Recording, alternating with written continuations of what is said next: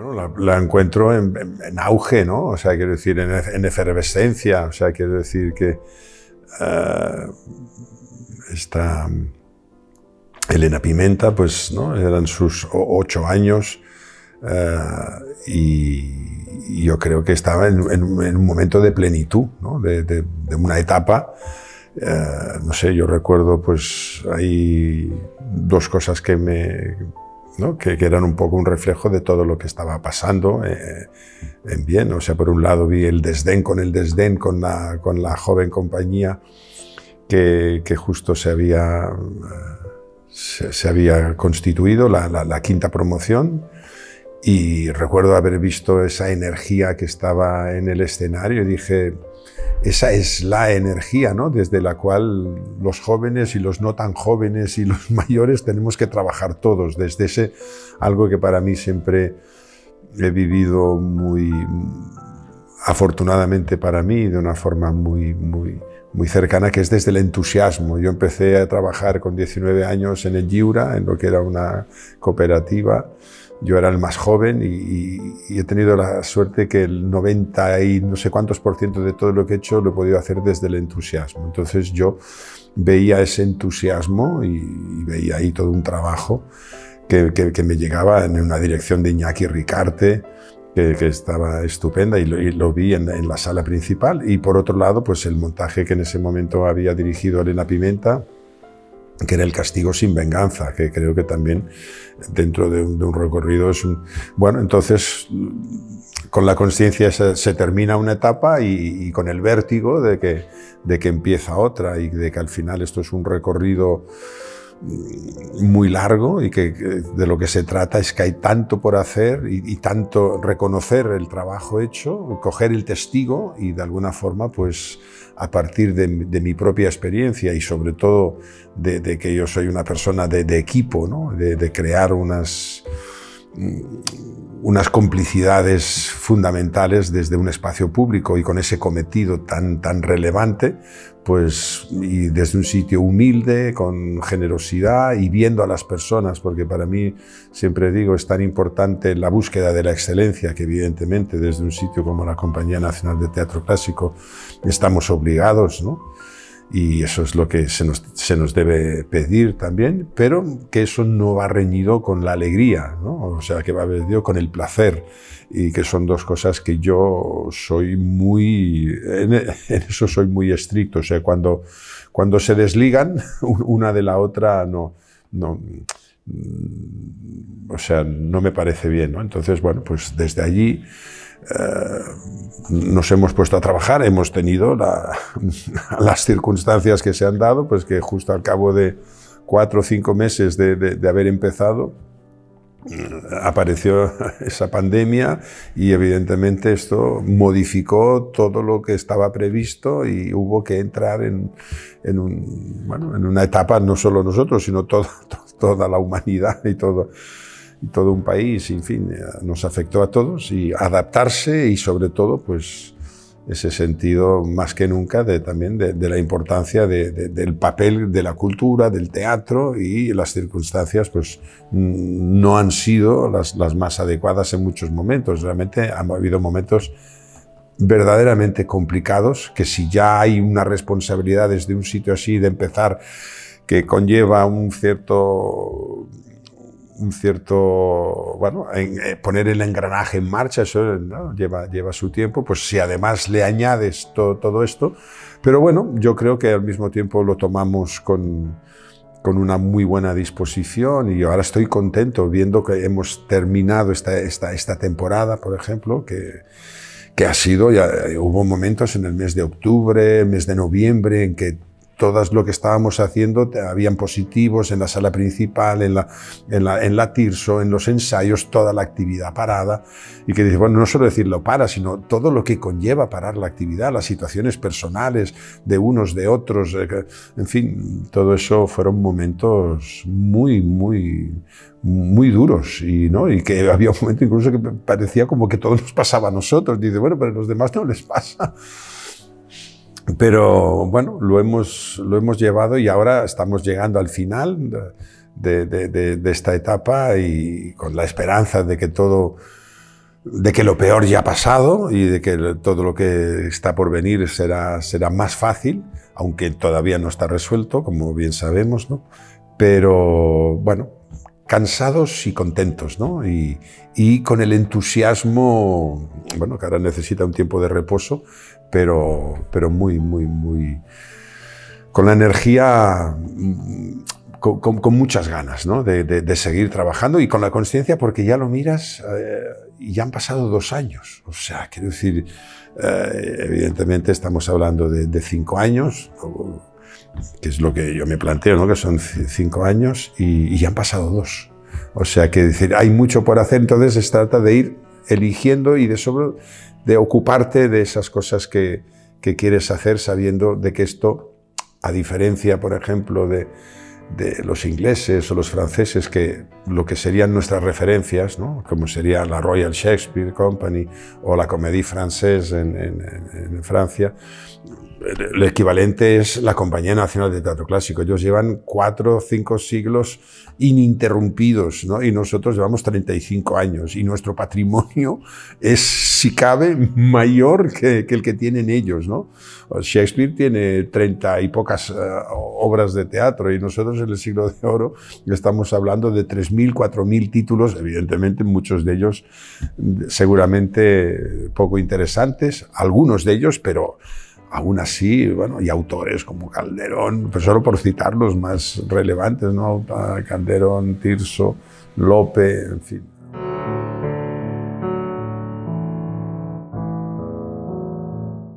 Bueno, para mí es algo que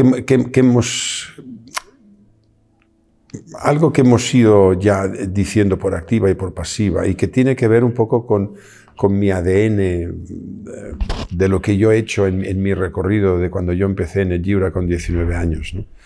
Que era una mirada sobre los materiales clásicos no desligada de la normalidad del hecho teatral. O sea, yo que mayoritariamente he hecho textos clásicos, en el Lliura incluso ya nos criticaban en nuestros primeros años que qué pasaba con los autores contemporáneos, que solo hacíamos, ¿no? Shakespeare, Molière, Ibsen, Strindberg, Goldoni. Yo siempre he tenido la sensación de que el teatro solo es uno, que es contemporáneo. Entonces, yo todavía he hecho teatro contemporáneo con textos clásicos. Entonces, y creo que eso liga mucho con lo mismo que ya en su momento decía Marsillac, ¿no? Sobre todo romper con la idea de que el teatro clásico es teatro antiguo, que es teatro de museo. Es decir, el teatro o tiene sentido ahora o no lo tiene, ¿no? Entonces, bueno, esto es como algo muy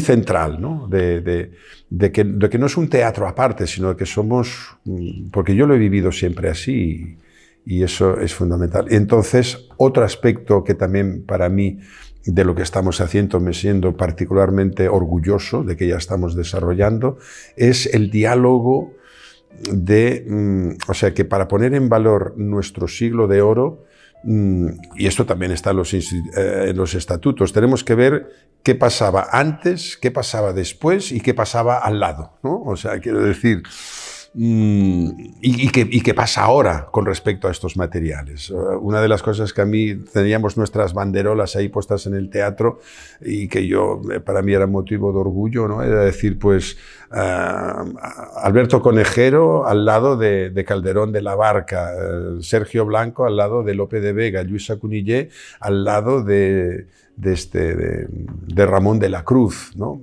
Ese diálogo de los dramaturgos desde una mirada actual, o de repente Séneca, ¿no? ¿De dónde viene? O sea, el arte nuevo de hacer comedias, o sea, todo ese teatro viene de los clásicos latinos. Entonces, que nosotros hayamos hecho, en este caso,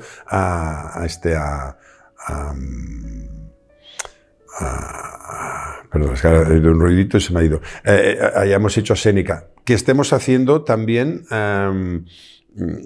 Shakespeare, o sea, quiero decir, ¿no? Ese diálogo, porque a veces nos olvidamos y parece, no somos conscientes de que Lope de Vega nace en 1562 y Shakespeare nace en 1564, y que son vidas prácticamente paralelas y que también conviven Shakespeare con Calderón. Entonces, bueno, y ahora que hablábamos hoy del Príncipe Constante, ¿no? De repente hay algo que yo creo que tiene que ver mucho con una etapa franquista y que ha hecho mucho daño, que es esta cosa de que Europa se termina en los Pirineos y que nosotros somos un mundo aparte. Y dices, no, nosotros hemos sido constructores del imaginario europeo. Goethe, hablando de Calderón, del Príncipe Constante, Grotowski, Meyerhold, Mayakovsky. Entonces, bueno, es hacer esa labor de restituir los valores que tienen todos estos materiales. Y luego hay algo también para mí fundamental, que es, y en continuidad, que es lo que es el hacer, el teatro, que es la palabra. O sea, este es el templo de la palabra, y coger ese testigo y personas como Vicente Fuentes, que han hecho toda una labor a lo largo de los años, nada sencilla. Yo puse en valor también las distintas promociones que han pasado por La Joven a lo largo de más de 14 años, pensando de que esto es parte del patrimonio, de la inversión que ha hecho el dinero público, y con personas que tienen esa sensibilidad con esos materiales y que saben cómo manejarse con esto. Todo ese recorrido hecho es muy importante. Entonces, bueno, hemos hecho como un espacio de repesca de estas 80 personas que han pasado, para compartir ya cosas que ya están sembradas y que muchos, la mayoría de ellos han dado un fruto estupendo trabajando en la propia compañía o en otros proyectos. Y entonces, bueno, hacer una mirada sobre eso. Bueno, quiero decir, no hay una sola cosa, ¿no? Pero sobre todo esa idea de que sea un teatro que se lo sientan suyo todas las distintas franjas de edades. Ahora hemos hecho algo también, yo creo, muy importante, que es con el Lope sobre ruedas, ¿no? Es un espectáculo a partir de textos de Lope, de Gatomaquia, ¿no?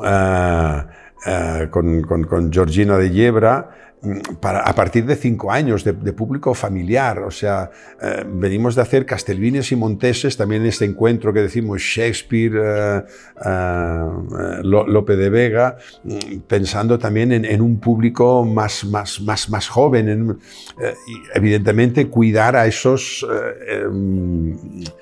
grandes conocedores, o ese público más refinado, ¿no? que tiene también la propia compañía. O sea, bueno, atender, pero sobre todo que el target de espectadores, o sea el máximo amplio, y atender. Hemos renovado una línea gráfica, intentando buscar también para que eso tenga esa conexión, ¿no? O en las redes sociales, esa presencia. Algo fundamental que ha sido la remodelación del hall. No sabías si estabas en el hall de un teatro, o estabas en una farmacia, o estabas en una sauna. Quiero decir, cosas que parece a veces que dices, bueno, pues dices, no, son muy relevantes. Es ese espacio de que la persona pasa de estar en la calle a entrar en un sitio como es un teatro, y como es ese teatro, que es uno de los mejores teatros de Madrid. Bueno, cómo llevamos de la mano al espectador hacia ese sitio. Bueno, son miradas múltiples y que difícilmente puedes decir, es esto, ¿no? Pero es la suma de todo esto, y algo que hemos dicho desde dentro también, que es el hecho de, para mí son muy importantes al final las personas, ¿no? O sea, quiero decir, somos un equipo de 100 y pico de personas, en todo el personal técnico, personal administrativo, en fin, de producción, de gerencia, en todos los departamentos. Bueno, la consciencia también, porque yo vengo de allí, de que en la medida de lo posible, yo si de alguna cosa me postulé como director, era porque era la compañía, no iba a un teatro nacional con no sé cuántas salas, sino todo pasaba en un edificio. Evidentemente luego está la sede aquí en Almagro, pero para que haya un espíritu compartido de que todos sepamos de que estamos sirviendo algo que nos trasciende, de que no solo es un trabajo, sino que también hay una implicación personal. Y creo que para que un teatro tenga vida, tenga alma, también necesita de esto. Bueno, y todo eso son aspectos, pero que pueden parecer que no son esenciales, pero que para mí lo son absolutamente. O sea, que todas las personas que trabajan en la casa, evidentemente somos muchos, se sientan el proyecto como suyo.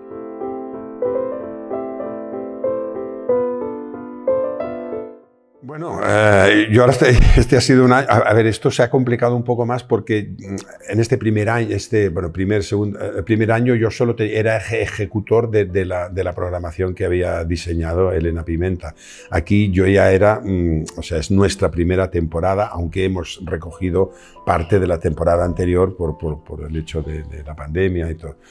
Entonces, yo lo tenía un poco más repartido de lo que al final ha sido. O sea, yo tenía que haber estrenado como director de escena La Comedia de Maravillas hace un año para inaugurar el Festival de Almagro. Eso no pudo ser, con lo cual yo empecé la temporada ensayando y estrené esto a finales de noviembre, que incluso tuvimos que retrasar, y yo me encontré la última semana que por la tarde ensayaba La Comedia Maravillas y por la mañana ya empezaba los ensayos del Príncipe Constante. O sea, todo se ha solapado, pero no era lo previsto, porque también si hubiéramos estrenado el Príncipe Constante cuando estaba previsto, que era en noviembre, cuando yo tenía que empezar los ensayos de Antonio y Cleopatra, ya se habría terminado la gira. Entonces, bueno, ha sido un poco también consecuencia del COVID, ¿no? El hecho de que todo se me haya puesto más junto. Pero sí que mi idea es que este no va a ser el ritmo habitual, porque yo tengo también que medirme. En cuanto a la dirección, afortunadamente yo me sostengo mucho en el equipo. O sea, Lola Dabó como directora adjunta, Fran Guinot como coordinador artístico, Lorena López como directora de producción, Xavier Albertí como dramaturgo, o sea, la figura del gerente, el director técnico, Tomás Charte. O sea, quiero decir, evidentemente yo siento que hay un equipo, ¿no? que de alguna forma lo que es el día a día de la casa, pues evidentemente está como distribuido. Aún así, este año para mí no es un año de referencia. En cuanto a los resultados sí, pero yo ahora, dentro de la temporada que viene, lo que yo de alguna forma, aparte de continuar siendo el director, sí que voy a dirigir Lo fingido verdadero, que yo empiezo los ensayos.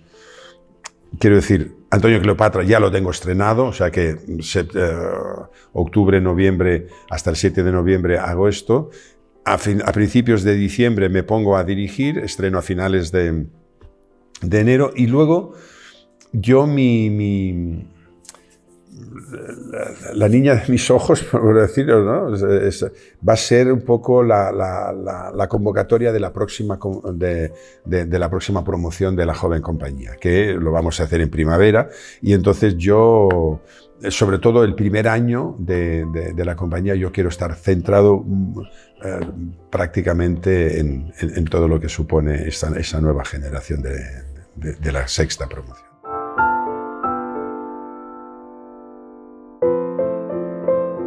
Allí ha sido, bueno, es mi tercera vez allí, o sea, quiero decir, lo estrenamos aquí, que el espectáculo estaba estupendo en nuestra sede, en el Teatro Adolfo Marsillac, pero Mérida pone un plus, que es ese marco incomparable, nunca mejor dicho, es que no tiene comparación o sea, es algo que hace que el teatro se viva desde un sitio muy único, muy bonito, es curioso porque es un escenario que caben 3.100 personas, ahora solo podían haber 2.200, pero tú sientes como una proximidad, o sea, la cantidad no es sinónimo de distancia, sino que es algo muy cercano. Yo, como es mi tercera vez, ya lo había experimentado.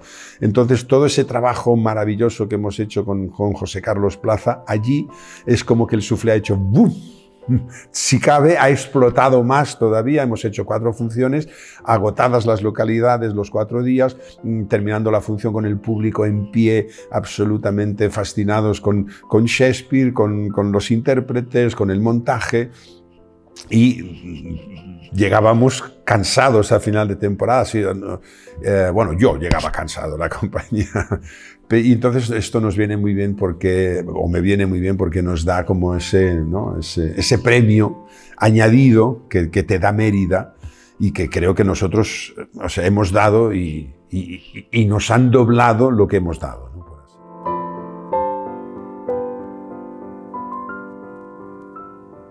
Sí, mira, yo es que todo es muy... O sea, yo con 6 años me ponen una túnica y ya salgo de hacer de pueblo cuando entraba Jesucristo encima del burro, gritando Osana, Osana, porque yo soy de un barrio en Horta, en Barcelona, en el que había la tradición esta de los pastorets, la pasión, y yo empecé a hacer teatro y luego estaba en un grupo de teatro infantil, un grupo de teatro juvenil, y a los 14 años yo tenía como sueño...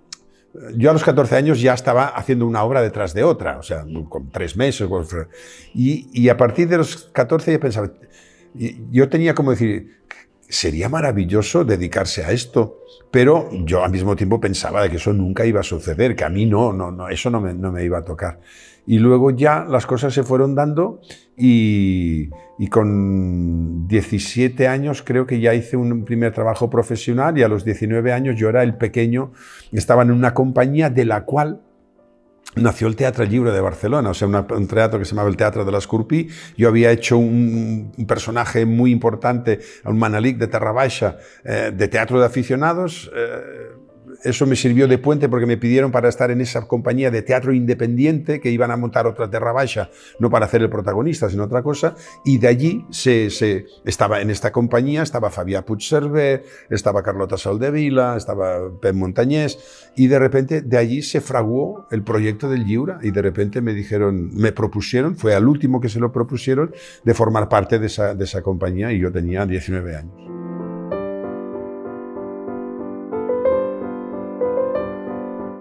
Profesional, si por profesional se entiende que te paguen, Felipe Pedraza. Quiero decir, porque él estaba en Barcelona, justamente yo allí, y entonces éramos Santi Maldonado, que es el que me hizo de puente, porque yo conocía a Santi Maldonado haciendo una función con Àngel Carmona, una persona en Cataluña muy, bueno, que hacía un teatro en los bares, y en fin, la Pipirijonda se llama, en fin. Y entonces yo fui con Felipe Pedraza, era un espectáculo para la organización Educación y Descanso, cobrábamos 1000 pesetas por representación y era sobre las pequeñas obras de Chekhov, el oso, la petición de mano y sobre el daño que hace el tabaco. Entonces, la primera vez que cobré fue con Felipe Pedraza y luego la siguiente ya fue con el Teatre Lliure de Barcelona.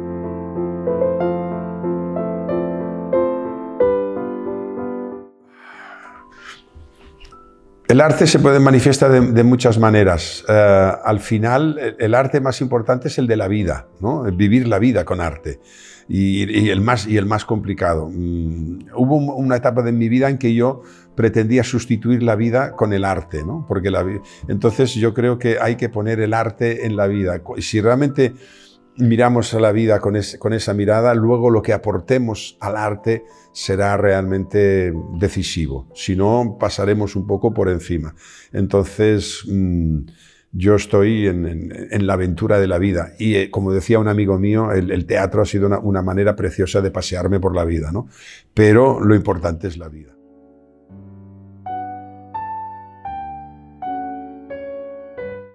Bueno, yo hubo un momento cuando llegó esta etapa, digamos, del cine y luego la televisión.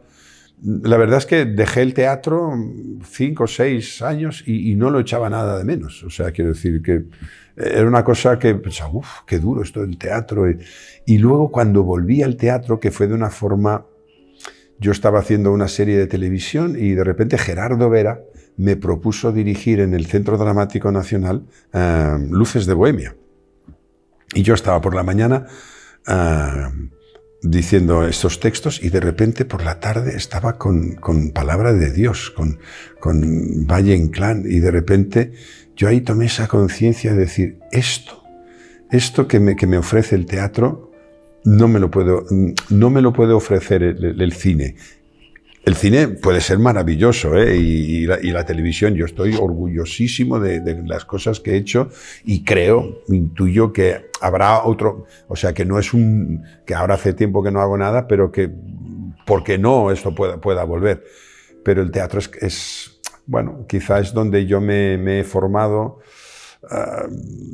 esa cosa ya sé que es un tópico, ¿no? Pero de la inmediatez. Yo cuando llegué al mundo por ejemplo, en televisión, claro, y a mí me gustaba, que de repente que yo cuando hice el 23F, yo hacía de rey emérito, el primer capítulo lo vieron 6,5 millones de personas, el segundo capítulo 7 millones. Yo venía siempre de unas audiencias mucho más pequeñas, o hacer una película con Almodóvar, y eso, la repercusión que puede tener incluso fuera de nuestras fronteras. Y todo eso me ponía, y me gustaba, pero el hecho, como luego hice una función de Pinter, ¿no? que era Tierra de Nadie, y que hay un momento en que mi personaje Spooner le habla a Hearst, que es un autor de éxito, alcohólico y absolutamente que ha perdido el sentido de la vida, y le dice, para que vuelva a encontrar el sentido, dice, no te preocupes de hacer algo para mucha gente, sino ahí tengo un pub allá arriba que vienen 14, 15 personas, y que eso solo es importante, lo que vas a hacer solo será importante para esas 14 o 15 personas que estarán allí en ese momento, y eso va a ser irrepetible. Y entonces algo de eso está ahí, está la esencia del teatro, ¿no? De no querer abarcar mucho, sino realmente de poder calar en ti y poder calar en el otro. Y a lo mejor, bueno, como decía Peter Brook, si hay un actor y hay un espectador, ahí ya está el ritual del teatro. Entonces, eso te da algo que dices, bueno, que a veces no figurar, ¿no? Puede ser más satisfactorio, ¿no? Es esa contraposición que me gusta, ¿no? La felicidad o la plenitud, ¿no? A lo mejor la felicidad, porque imagínate, ¿no? Una película y en fin, que la repercusión que tiene, pero a veces la plenitud está en lo anónimo, ¿no? Y eso, descubrir que está allí y que, bueno, que es, al final no deja de ser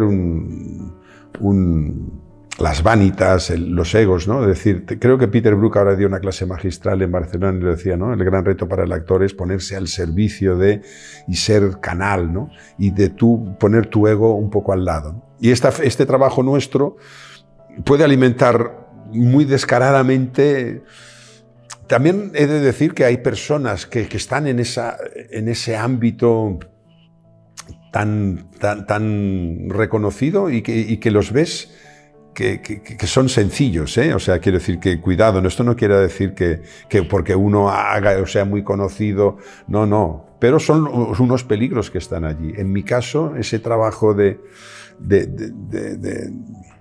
tener, ¿no? Esa cosa con el ego, porque al final, bueno, que es un poco de donde yo partí, ¿no? Pero a mí siento que hay algo de eso que me hace bien.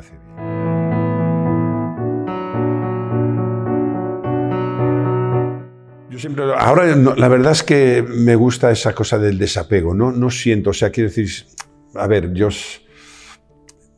estoy ahí en una dualidad. Yo cuando viví muy claramente un personaje que yo siempre quería haber hecho y que nunca hice y que no he hecho, sería Romeo. Yo había algo de mí como enamorado del amor, yo quería ser Romeo y nunca lo hice, pero luego he hecho otras formas de Romeos, el Manalí, que era una forma de Romeo, ha habido otros personajes que lo han sido. Y a veces con personajes que yo no he buscado, esa cosa que decimos, ¿no? Que son los personajes que te buscan a ti, que de repente aparecen. Entonces quiero decir, estoy dispuesto a dejarme sorprender. Y esto sigo con él, ¿no? Pero hoy lo decía un poco en la rueda de prensa. Yo nunca habría llegado a decir quiero ser Fernando. Yo nunca habría llegado a decir quiero ser Spooner de Tierra de Nadie, de Pinter. Yo nunca habría llegado a decir quiero ser el profesor Ben Hardy, ¿no? Yo sí dije un día quiero hacer Ricardo III, quiero hacer Hamlet, que me quiten lo bailado, ¿no? Pero evidentemente está Lear allí, ¿no? Que dices un día, porque Shakespeare para mí es algo siempre que digo, ahora que vengo de hacer uno más, digo, todavía no sé cómo se hace Shakespeare, o sea, es algo Y entonces eso te hace estar siempre con ganas de que a lo mejor acabar encontrando el hecho. Bueno, mejor el día que haga el día sabré decir, era esto, ¿no? O mejor me moriré sin saber cómo se hace Shakespeare. Y es el autor que más he representado, ¿no? Pero no lo tengo. También hace poco decía, no, me gustaría en cine hacer un personaje como este del Mejor Imposible, este que hacía Jack Nicholson, ¿no? Pero no, yo creo, y eso me gusta cuando lo noto, que si no pasa ninguno de estos personajes, estoy un poco a lo que la vida me brinde, el infinito decida que yo tenga que hacer.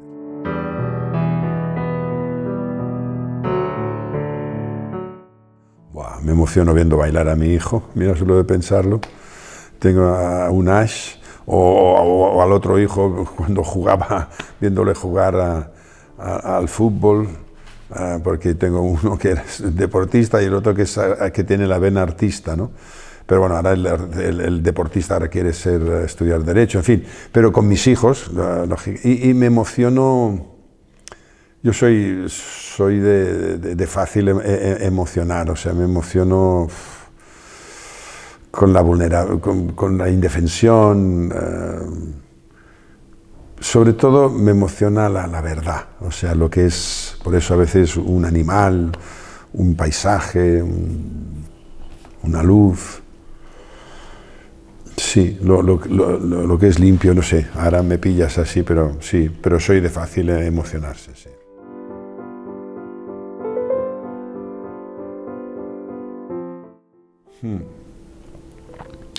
Bueno,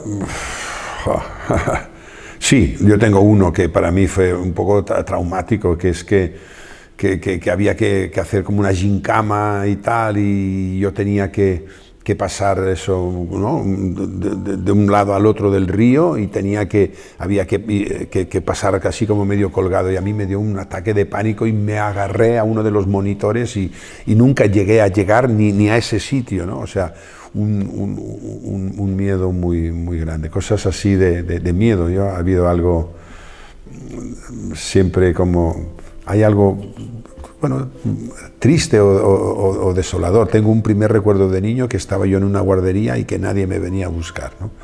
Hay algo así como, sí, hay una parte en mi vida, porque esto tiene que ver, porque yo he hecho terapia, hay una parte mía que yo he vivido la figura del abandono de una forma accidental, no de una forma, ¿no? Porque mi madre se puso enferma y tal.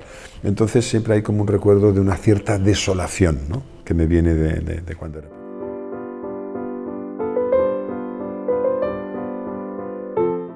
Intento que esté lo más posible, o sea, para mí fue un momento muy crucial darme cuenta de que yo a mi niño lo tenía absolutamente apartado, ¿no? Entonces, lo que intento es siempre sentir que mi niño está allí y que yo le estoy dando la mano y que todo lo que va pasando, él está presente. No siempre lo consigo, pero intento darle siempre, porque allí es donde está mi tesoro, como está el tuyo y está el de cualquiera, ¿no? Es esto que nos hace genuinos, esto que nos hace vulnerables, que nos hace frágiles, pero que nos da nuestra verdad y que nos tiene que ver con nuestra biografía y con lo que somos y con lo que podemos aportar, ¿no? No ir al que querríamos ser, sino al que somos, y para reconocer quiénes somos, nuestra referencia es nuestro niño.